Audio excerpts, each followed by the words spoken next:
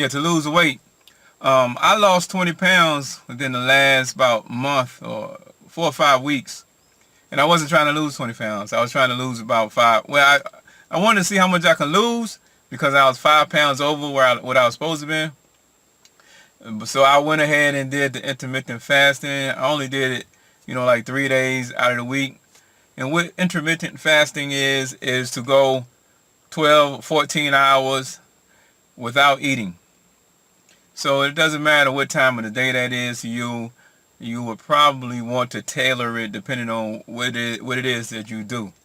For me, I went overnight without eating. So the last time I ate was 5 o'clock. I ate no later than 5 o'clock. And I didn't eat again until 9 o'clock in the morning, between 7 and 9 o'clock in the morning. That's 14 hours. And so what happens is intermittent fasting, it allows all the food in your stomach to be digested unless you eat a lot of meat. That's another part to it. Your diet will either enhance or hold back some of the benefits, but it's still beneficial no matter what you eat. If you constantly eat and keep food in your stomach, then there's a priority on digestion.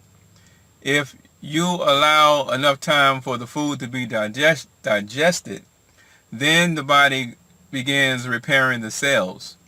So intermittent fasting allows you to burn the stored fat for energy. That's one benefit. And the second benefit is when you finish digesting, then you will begin to discard the damaged cells, protein, and get rid of all of that stuff. And 3 is you will begin replacing those cells.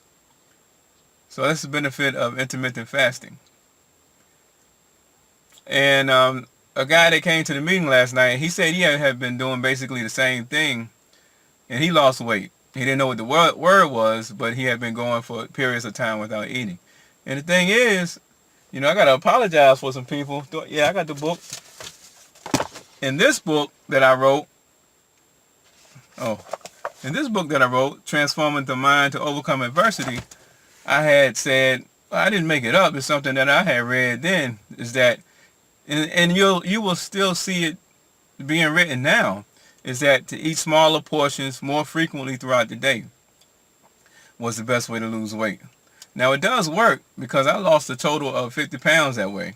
And I lost 35 pounds without even exercising that way. But the theory was that it helps to keep your metabolism high, and so you burn more calories even throughout the night because your metabolism is high. And that's debunked now. You can lose more weight. As far as the research, I'm going by the research. I don't make any, sometimes I draw a conclusion based on information about different angles of a situation, but this is what research says currently, that intermittent fasting is the best way as far as when you're talking about food. Obviously, what you eat has an impact. And if you do exercise, then, of course, that's enhanced. And, from a logical standpoint, you might think that you shouldn't be doing exercise on an empty stomach. Based on what I've been reading, that it doesn't hurt you to do exercise on an empty stomach or if you're hungry.